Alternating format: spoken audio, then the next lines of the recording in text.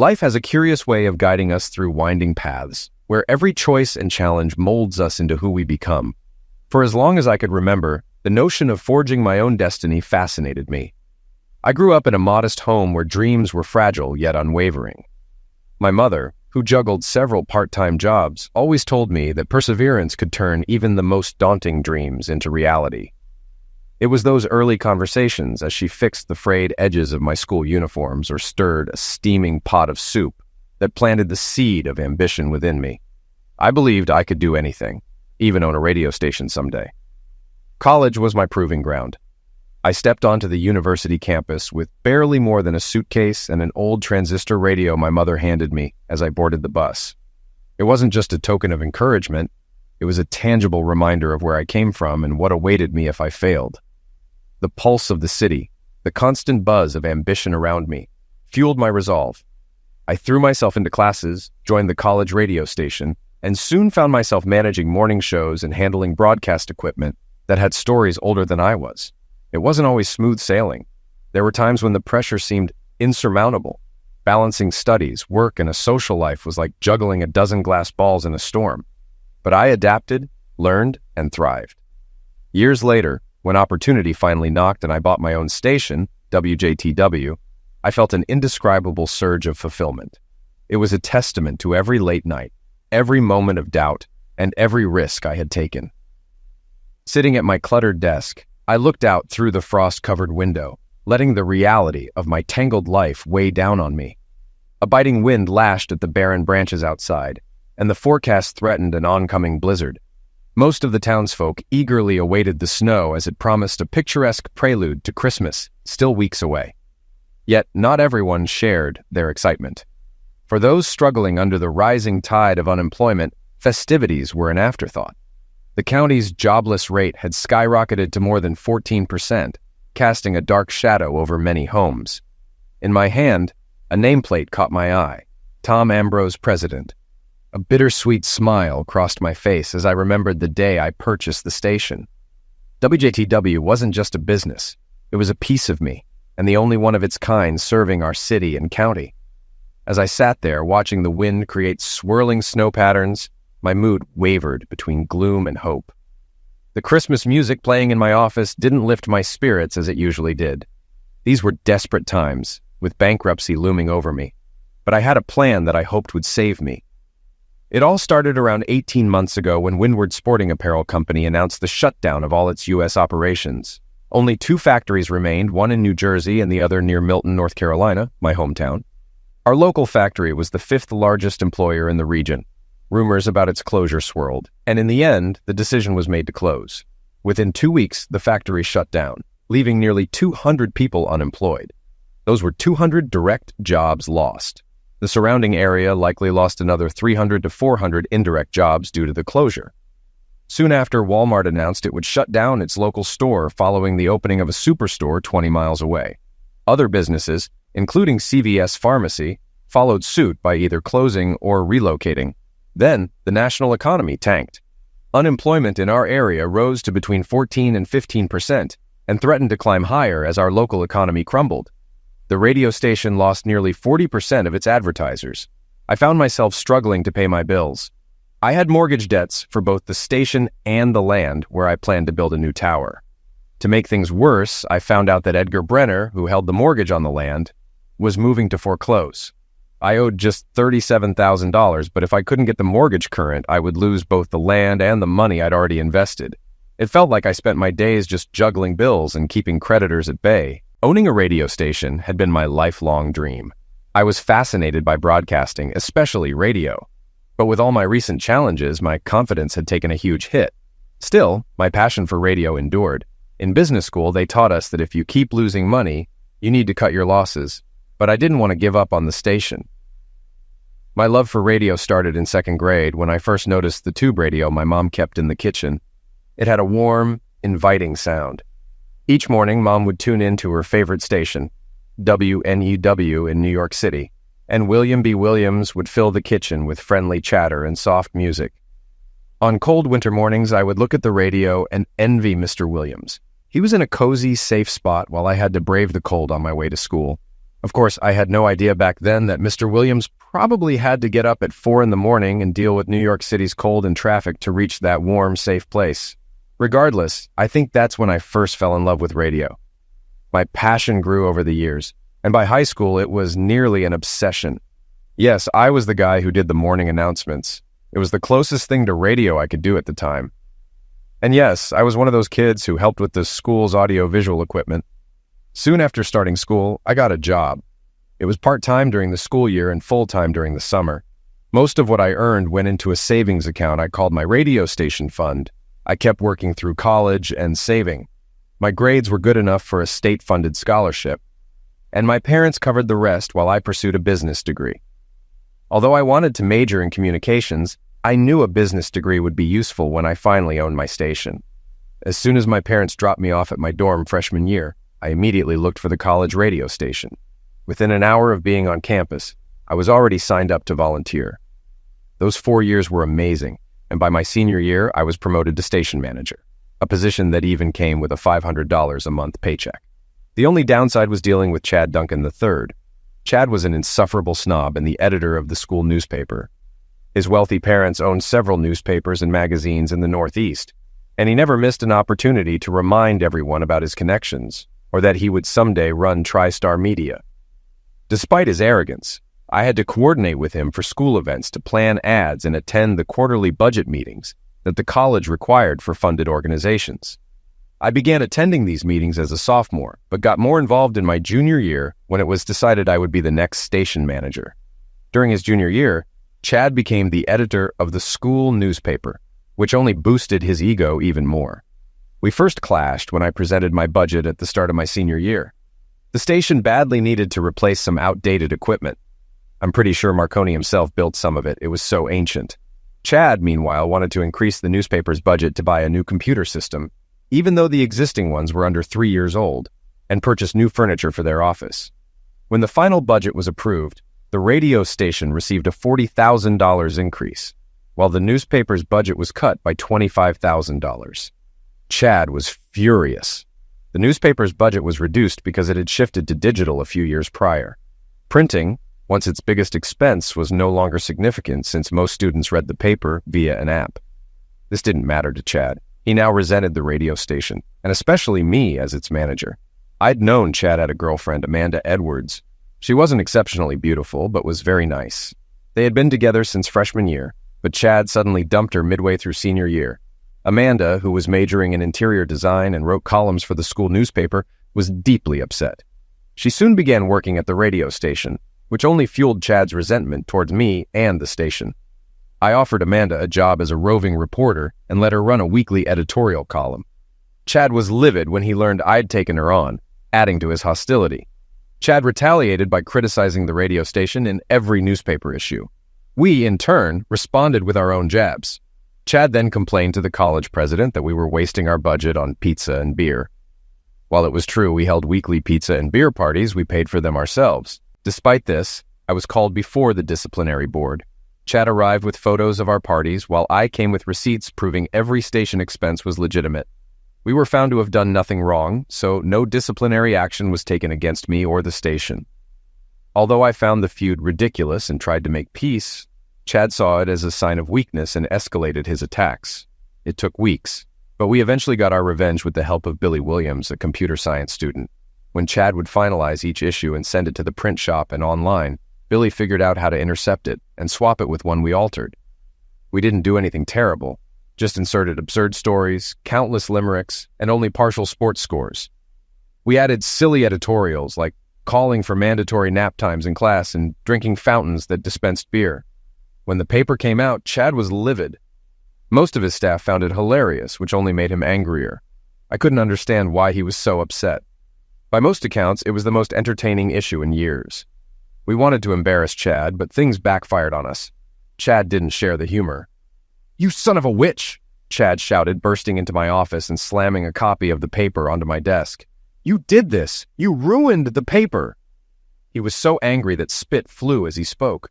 "I don't know how you did it, but you did. I won't forget this." With that, he stormed out of the radio station, and I smirked, putting the event out of my mind. One positive outcome of our prank was that the negative articles about the radio station stopped. I assumed Chad had finally moved on. However, the truth was that the administration had already reprimanded Chad, suspecting he was abusing his position at the paper. Chad was not the kind to forgive or forget. Soon after the fake paper debacle, Amanda and I began dating. At first, it was casual, but things got serious over time. Initially, Amanda was just a volunteer, but we grew close, became friends, and eventually started dating. After we got serious, we moved in together and shared an apartment for the last 3 months of school. By then, I was completely in love with her, and I believe she felt the same way. 6 months after graduation, Amanda and I got married. She landed a job as an interior designer for a large firm, and I started working as a stockbroker for a major financial company. Although we were both earning decent salaries, we hated our jobs. Amanda despised her boss, and I couldn't stand selling the financial products my company pushed because I believed they were flawed investments. We carried on for about a year until Amanda came home one day and announced she was quitting her job to start her own interior design business. I was a bit frustrated that she hadn't discussed this with me beforehand, but I wanted to support her, so I let it go. In hindsight, I should have seen this as a warning sign in our marriage. With only one stable income, I was now handling most of the financial responsibilities. Since we got married, every time I received a bonus, I split it between the fund for our new house and the radio station fund. 80% went to the house fund and 20% to the radio station. If Amanda received cash for her work, she would transfer it to the house fund. However, when Amanda quit her job without discussing it with me, I changed the distribution to 50-50ths. Amanda wasn't pleased with this change and stopped contributing to the house fund entirely. This was red flag number 2, and I ignored it. About a year later, my bosses recognized my good performance and offered me a new position in Greenville, North Carolina. I expected Amanda to be upset when I brought it up, but she was surprisingly excited. Competing with larger interior design firms at our current location had limited her business's growth, so the idea of moving to a smaller city appealed to her. The move went smoothly, and Amanda's business did grow, although she still didn't earn as much as she did at the large interior design company.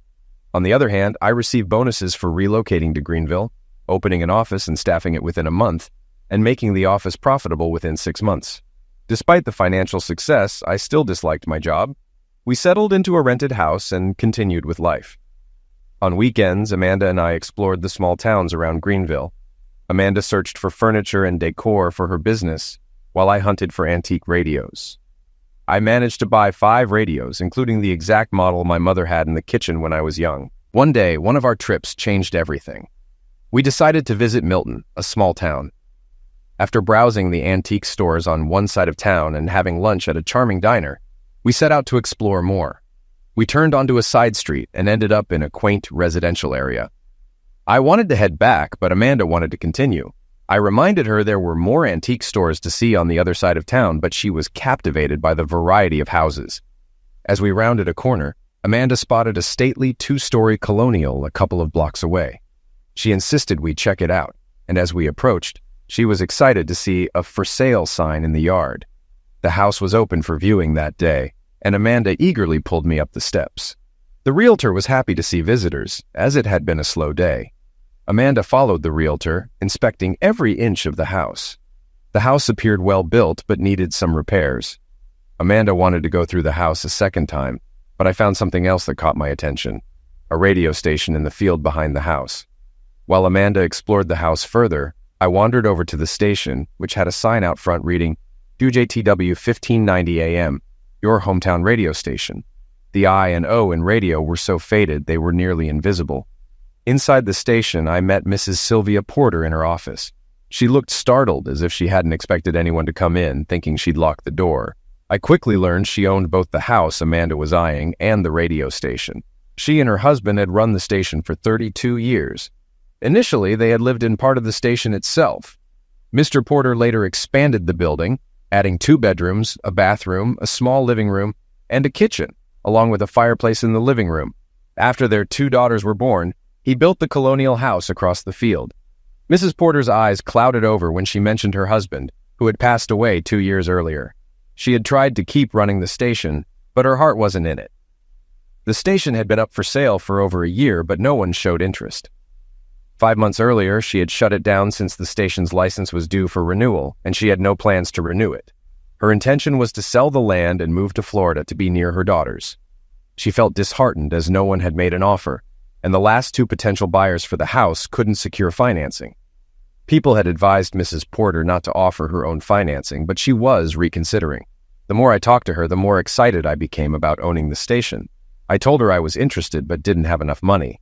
Surprised by my enthusiasm, Mrs. Porter offered me a mortgage on the property. When I reunited with Amanda, my heart was racing. Before I could say anything, Amanda said she had fallen in love with the house and wanted to make an offer. She believed it would be a perfect showcase for her business. Over coffee, I told Amanda about the radio station and its availability, suggesting we make an offer on both properties.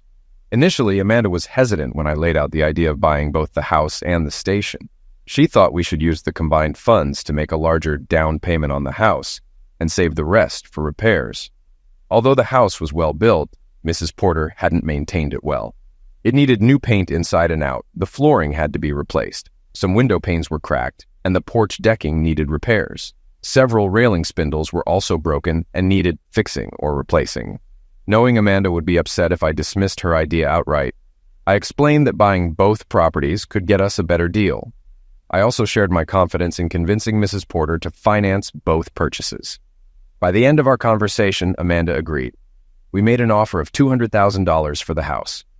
After researching the value of the 10 acres of land that came with the station, I estimated it at $75,000. Factoring in the depreciation of the station's equipment, I offered $100,000 for it.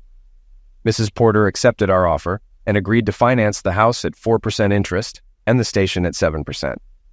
We signed the paperwork that day, and 4 weeks later, we closed on both the house and the station. Amanda and I were thrilled. We put $30,000 down for the house and $20,000 for the station. The remaining balance in the house fund went toward renovations, and I used the $8,000 left in the radio station fund for operations. We moved into the house 2 days after closing. The 45-minute commute to Greenville was tiring, but I reminded myself that owning the radio station made it worth it. The steady paycheck also eased the stress of managing both mortgages. As soon as we moved in, we started the renovation. I hired a painter to handle the interior and exterior, while Amanda worked with a flooring company. They convinced us to refinish the main floor's hardwood, add carpeting to the stairs and bedrooms, and lay tile in the kitchen and bathrooms. Amanda also hired a handyman to repair the windows and the broken railings. At the radio station, my first step was contacting Scott Wainwright, Mrs. Porter's contract engineer, for a complete assessment of the station's needs, prioritized by importance. Scott's report covered every piece of equipment in the studio chain, from the main studio and monitors to the transmitter, as well as connections to the tower. He suggested replacing a few small items immediately and strongly recommended a new automation system. "Tom," Scott said, pointing at the system he recommended, "with this setup, you can run the station all by yourself." That convinced me. Despite its nearly $4,000 price tag, I bought it. I programmed the station to play hits from the 60s, 70s, and 80s, along with classic country music.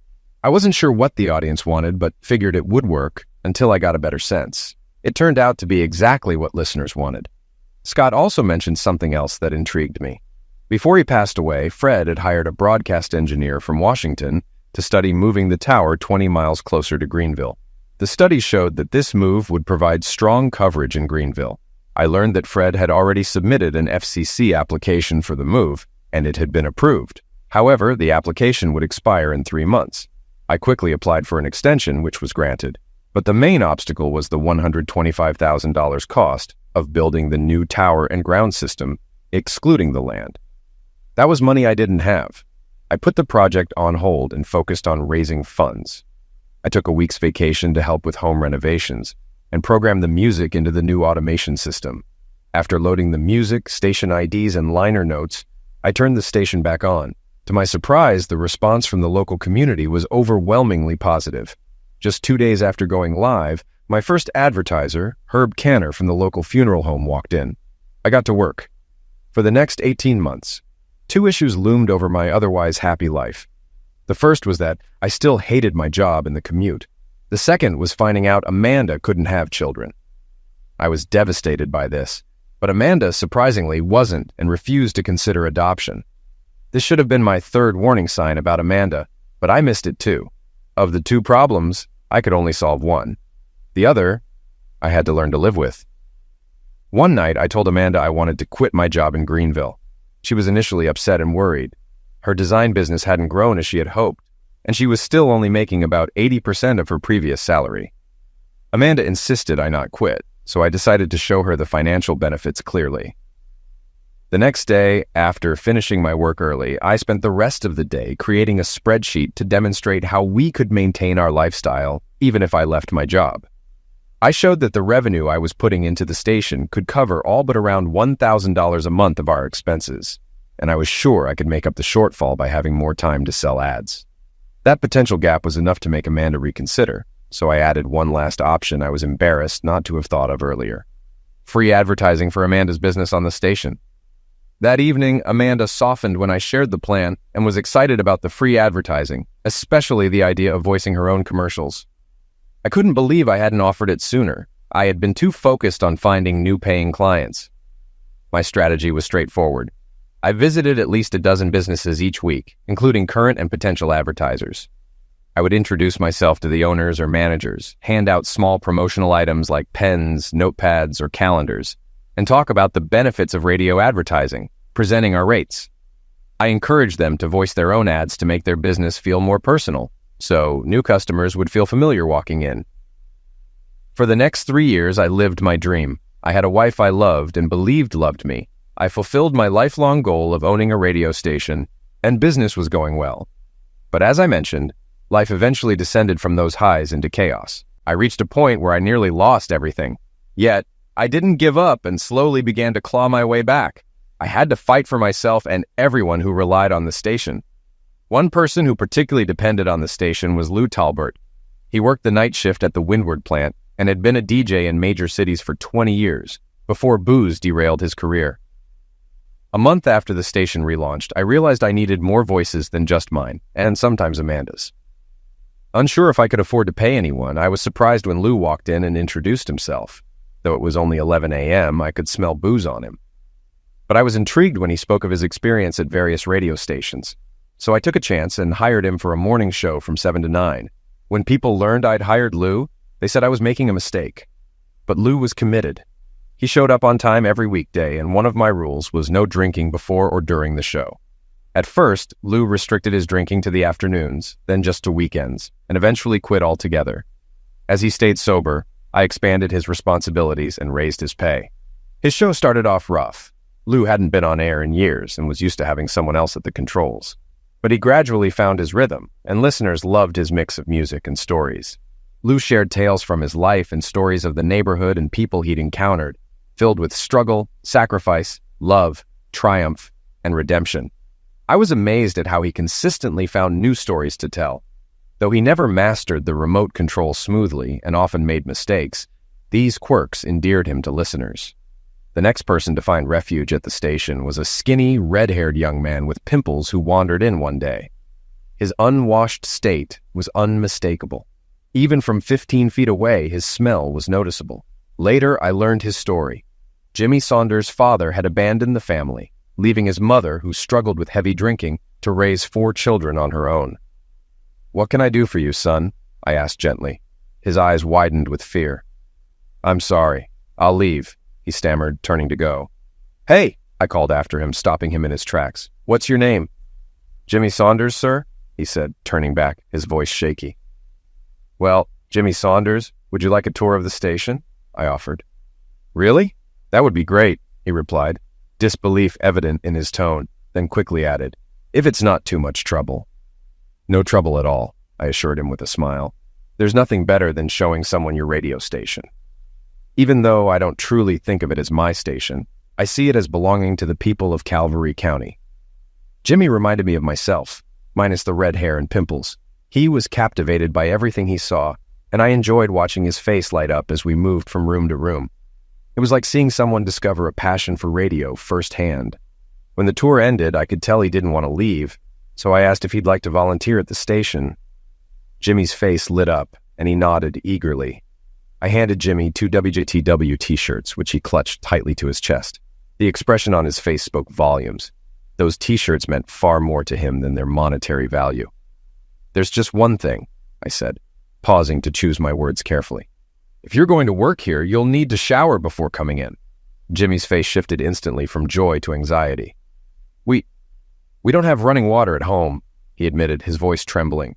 The pipe burst, and my mom doesn't have the money to fix it. And gym class isn't running at school, so I can't use the showers there. That's not a problem, Jimmy, I said softly, reassuring him. Bring some clean clothes tomorrow, and you can shower here. That's how Jimmy started working for me. Initially, he just cleaned the station, but soon I began teaching him how to use the equipment in the production studio. He picked it up quickly, and before long, he was filming commercials. Then I started paying him, just $100 a week, but to Jimmy, it was a windfall. He used every penny to buy food and clothes for his siblings. After 3 months, I put him on the air for the evening shift. He hosted a show that continued our music programming, but also covered school events. The show gained popularity, and Jimmy's social standing at school improved. He was no longer the outcast everyone avoided. I also taught Jimmy how to set up equipment for soccer games, and even let him run the broadcasts or be the color commentator during soccer season. Eventually, I gave Jimmy the afternoon show, which he hosted for 2 years before he was offered a DJ position in a larger market. Jimmy even came up with a solution for a potential crisis involving high school soccer broadcasts. The issue was that there were 5 high schools in the county, and each wanted their games broadcast on Friday nights. I worried that airing one school's games at the expense of the others would alienate those schools' fans. Jimmy suggested broadcasting 2 games per school per season and hiring students to attend and record highlights from the other games using digital voice recorders. The next day, we would edit these highlights into our broadcast for the Saturday morning sports show. This plan was a hit and resolved the problem perfectly. 2 years after buying the radio station, I found a 10-acre plot that was ideal for a new tower. It was the closest I could legally move under the original FCC application Fred had submitted.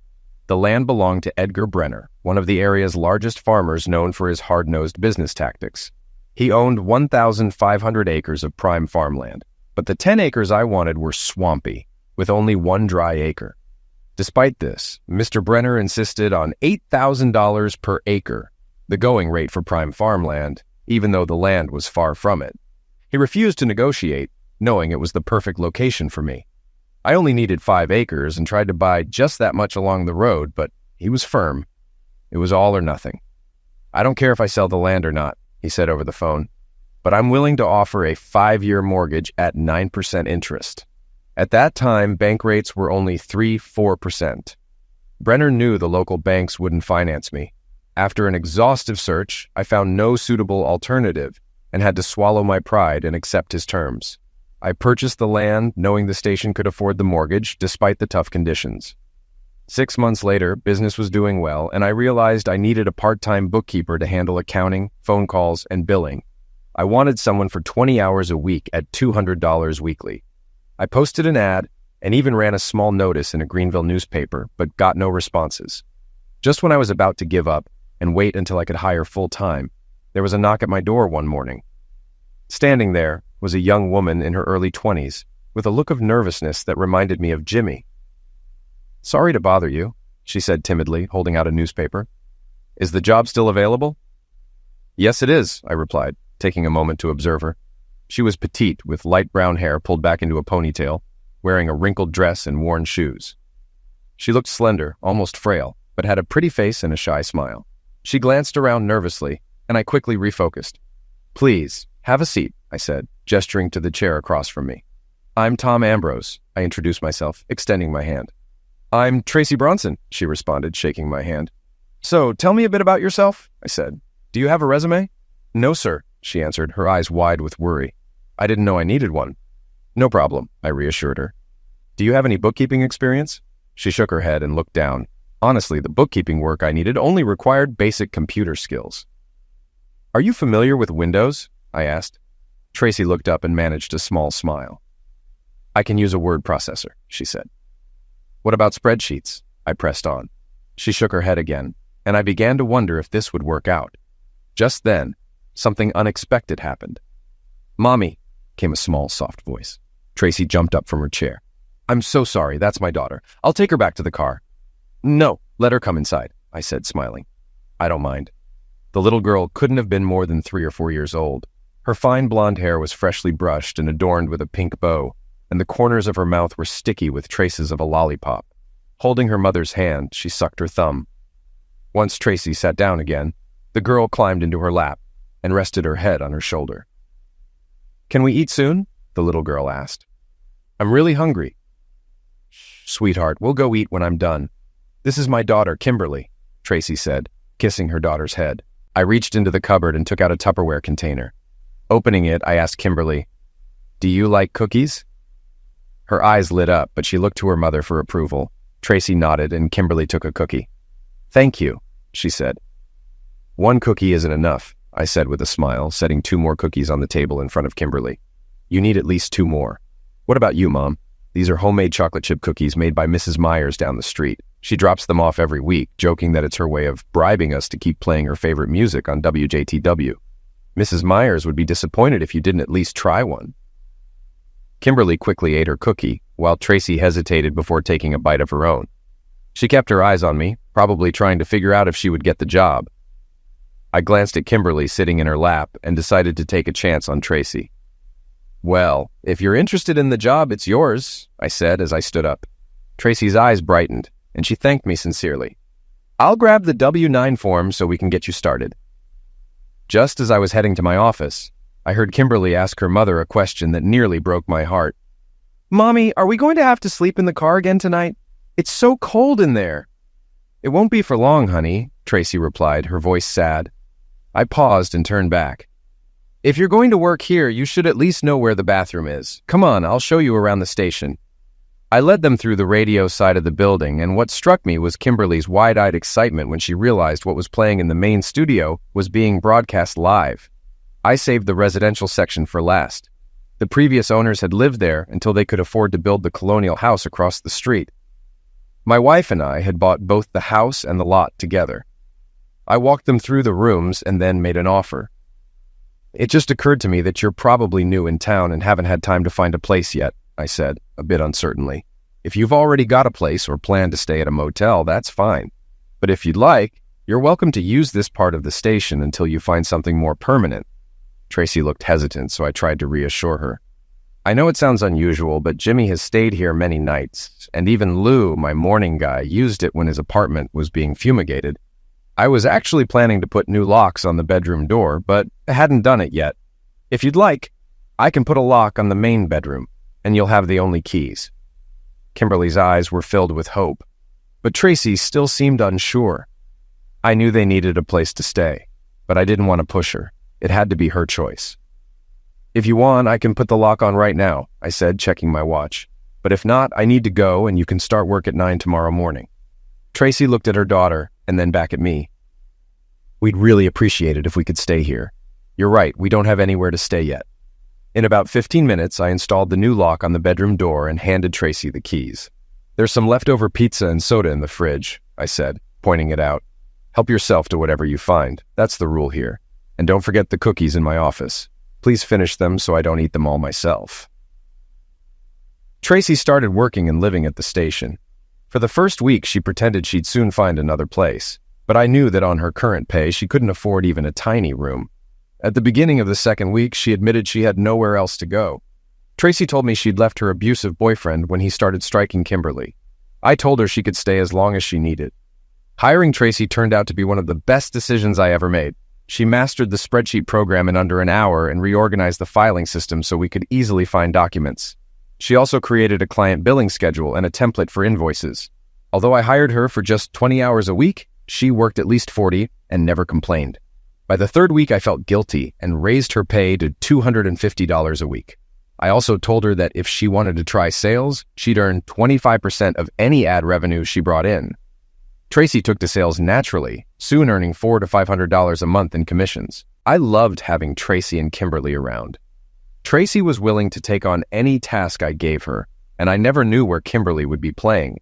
She wasn't allowed in the transmitting room, which I kept locked, but she could play in the studios if they weren't being used. Amanda was not happy when I told her that Tracy and Kimberly were living in the station's residential area. Even after explaining that they had been living in their car, Amanda didn't care.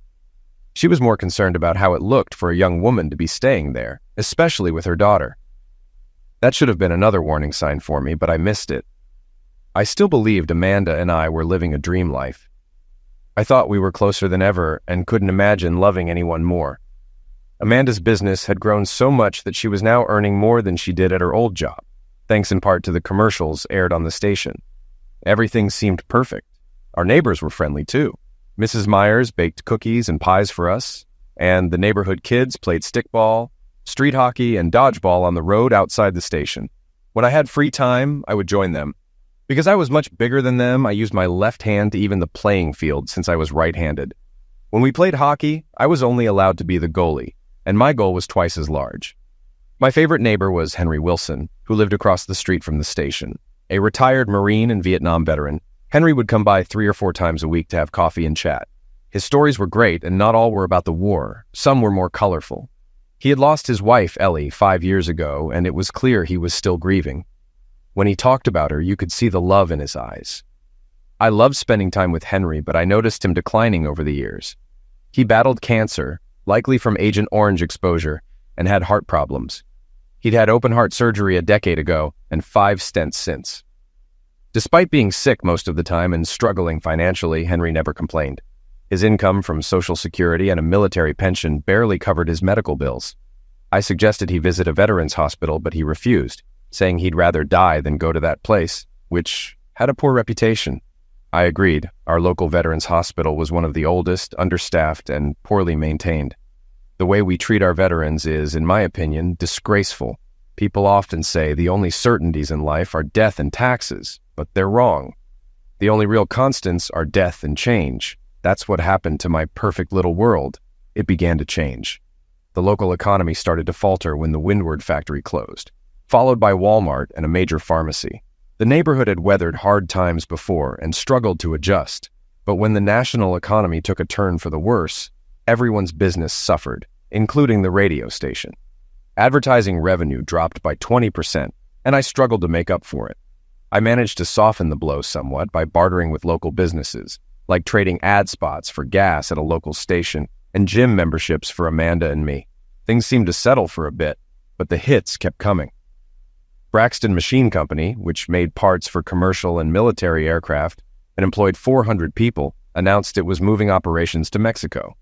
This loss sent shockwaves through the community, and some smaller businesses went bankrupt. The local Chamber of Commerce decided to try to attract new businesses to the area to offset job losses. I was elected to a committee to help bring in new businesses to Milton and nearby towns. Just as I started working on this, trouble arrived in the form of Chad Duncan III. Chad's family owned over 100 small and medium-sized newspapers, mostly the kind that were delivered for free, plus 12 regional magazines and 4 TV stations, 2 affiliated with CBS and 2 with NBC. Their business model was simple: keep the properties as long as they were profitable. While none of these individually made much money, together, they generated a significant cash flow for the family. One evening, Amanda came home late, excited about a new client, Chad Duncan III. He had hired her to design the office for his new newspaper, the Milton Free Press. I felt uneasy that Chad had reappeared after all these years, but I didn't worry too much. A red flag I should have paid attention to. The chamber welcomed Chad, seeing his business as a positive sign for the town. It was a farce. He only hired 3 people, a reporter, a salesman, and an office manager who also doubled as either. Everything else the paper needed was outsourced, and it was printed in Greenville. I spoke with Chad several times at chamber meetings and community events. He seemed friendly enough, and I mistakenly believed that our college rivalry was behind us. He appeared to settle into the community, made generous donations to local charities, and joined various local clubs. Chad had come south to expand his family's media empire in the Southeast. Before meeting Amanda, his family had already acquired the Greenville Times and planned to launch 8 more small-town newspapers and a fishing and hunting magazine. 4 of those newspapers were planned for towns within our county. However, Chad seemed more focused on helping Amanda grow her business than on expanding his family's company. Soon, Amanda started coming home later and began staying overnight in Greenville, citing early morning meetings. These were clear warning signs, and this time I noticed them. I could feel Amanda slipping away, but I didn't want to give up without a fight. I sent her flowers, bought her small, thoughtful gifts, and tried to plan romantic dates, but nothing worked. That's when I decided to put a tracker on her phone. I discovered that Amanda was spending those overnight stays with Chad. The battle was over, and I had lost. I seriously thought about driving to Greenville and confronting Chad, but that would only end with me in jail, while Chad would look smug behind the bars. Alongside my financial struggles, my wife of 8 years had betrayed me. Amanda leaving me was painful enough, but her choosing the man I loathed most only added to the hurt. Dwelling on it too long made me feel like I couldn't breathe. I knew I had to confront Amanda, but I refused to become like my Uncle Fred, who begged and pleaded for his wife to come back after she left him for her boss. Watching him have a nervous breakdown and be hospitalized was sad and humiliating, and I vowed never to be like that. So I planned to tell Amanda it was over, but she beat me to it. One evening, I came home to find Chad and Amanda in the living room. Amanda looked uneasy, and Chad wore a smug smile. "Tom, we need to talk," Amanda said, glancing at Chad. That night, everything clicked into place. Chad had promised to get back at me for the prank I played on him with the college newspaper, and now it seemed he'd succeeded by stealing my wife. Two things helped me get through the divorce. First was the tone I set when Amanda told me she wanted a divorce. It took all my strength, but I simply nodded and said, "Okay." Amanda seemed unsettled by my lack of reaction, and Chad was clearly annoyed that I didn't break down. This convinced me that pretending the divorce was no big deal was the right move. Negotiating the terms was a different story. I knew Amanda wanted the house, and she knew I wanted the radio station. She thought it was fair to get the house and half the station. I remained emotionless, even then. I told Amanda she could have half of the station. However, since it was losing money, she would also take on half of its debts. This cooled her enthusiasm quickly, as she didn't want any part of the station. After more negotiations, we agreed to appraise both properties.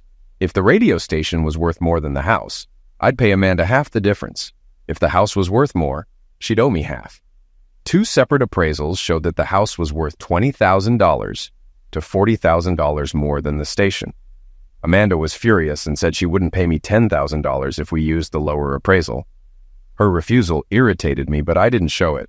Instead, I had my lawyer bring up child support, since Amanda was now earning more from her business, largely thanks to Chad's involvement. When this came up, Amanda had another outburst. The divorce reached a standstill until I suggested a private meeting. While working through that, I still had to keep the station running. During this time, I spent too much energy thinking of ways to get back at Amanda and Chad, but most ideas were impractical or would land me in jail. Eventually, I came up with two plans to hurt them in small but meaningful ways. First, I pulled all of Amanda's commercials off the air. Then I approached Maggie's Interior Design, a small firm 2 towns over, and offered ad spots at an unbeatable rate. Maggie accepted immediately. When Amanda noticed her ads had been replaced, she called me, demanding to know why her commercials weren't being aired. "You've got to be kidding, Amanda," I said. "We're getting a divorce. Did you really think I'd keep airing your ads for free?" That was just the first shot. When Amanda tried to buy airtime, I told her no spots were available. My soon-to-be ex-wife was livid, but I just hung up with a smile. The next step I took was to target Chad's business. If I had been thinking clearly, I might not have done it, but I approached every advertiser in Chad's newspapers and pitched the idea of splitting their ad budget. The plan was for businesses to buy smaller newspaper ads and use the rest for radio spots. The idea was that radio ads would attract attention to their business and prompt people to notice their newspaper ads. To my surprise, the strategy worked.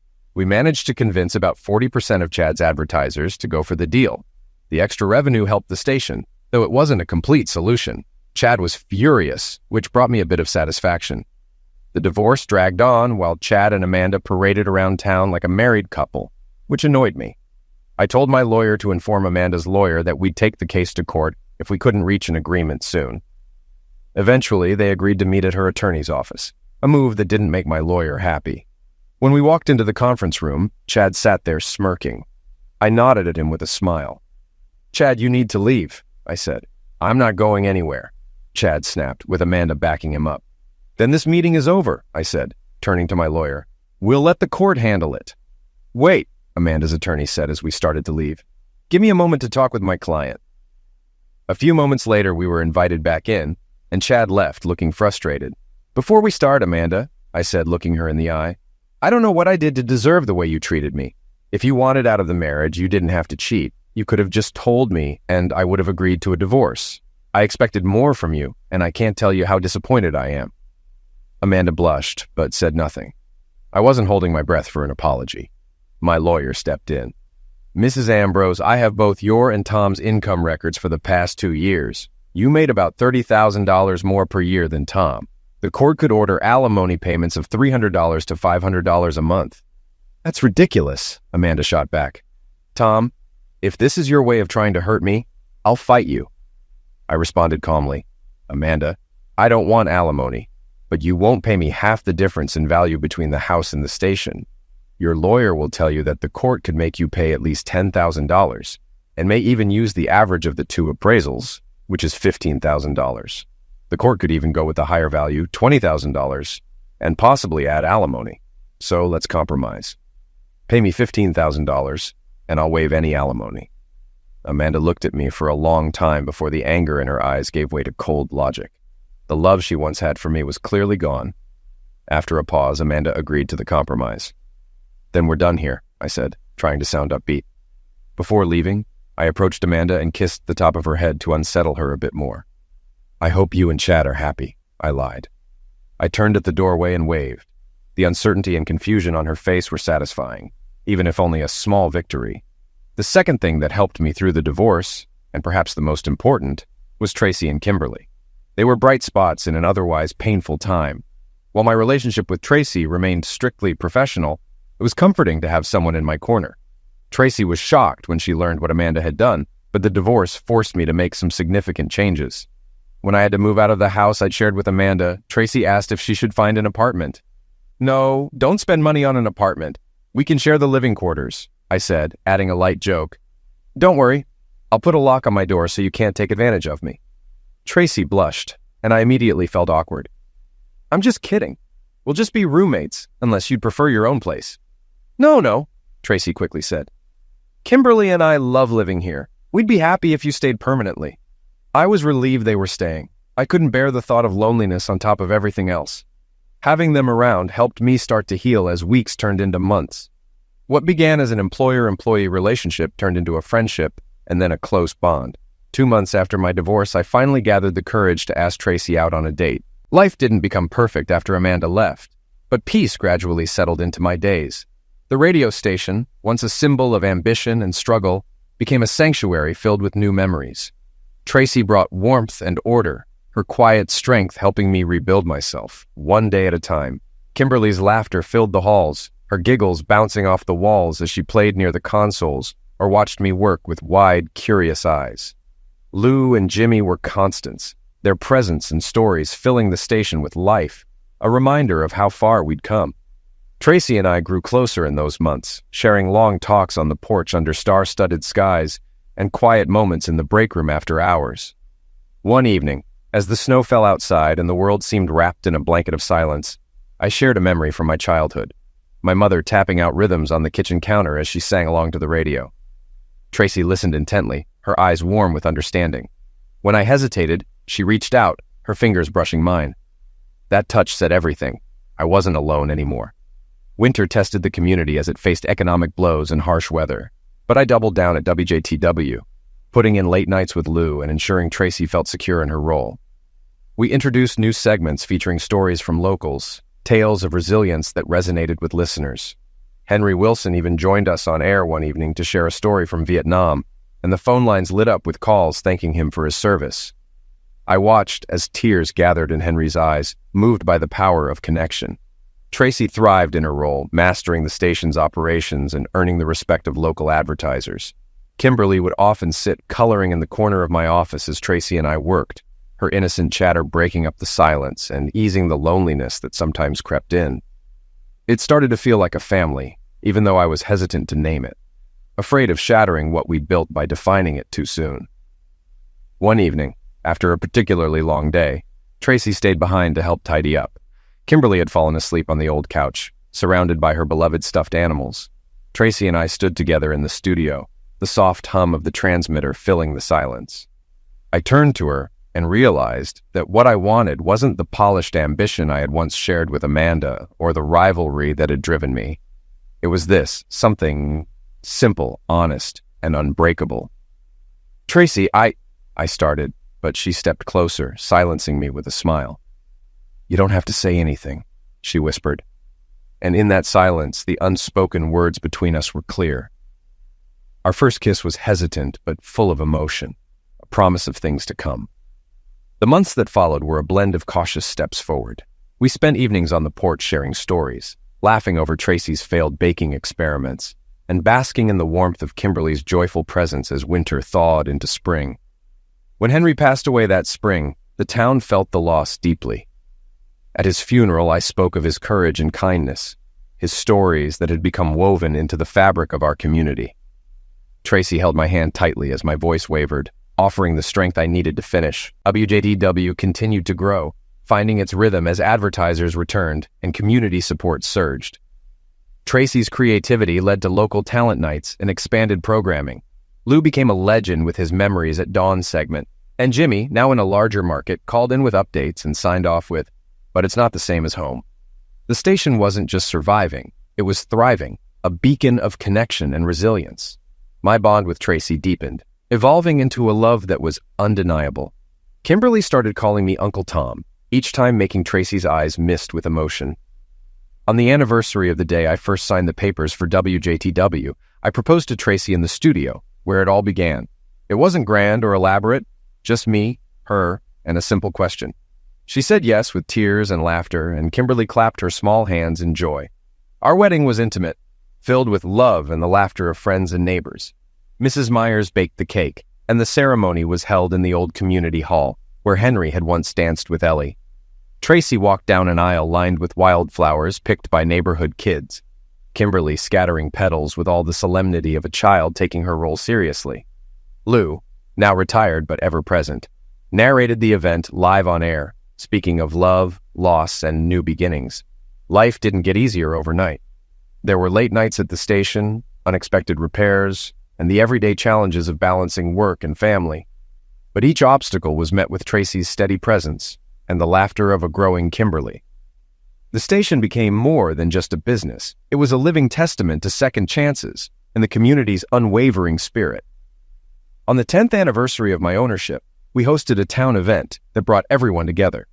Tracy and I flipped the switch to play a song my mother used to love, a nod to the past and a reminder of how far we'd come.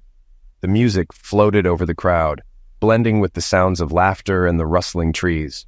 Tracy stood beside me, her hand in mine, and whispered, "We did it." I squeezed her hand, looking out at the town that had weathered storms, economic struggles, and personal trials. "Yes," I said, feeling the weight of it all settle in my chest. "We really did."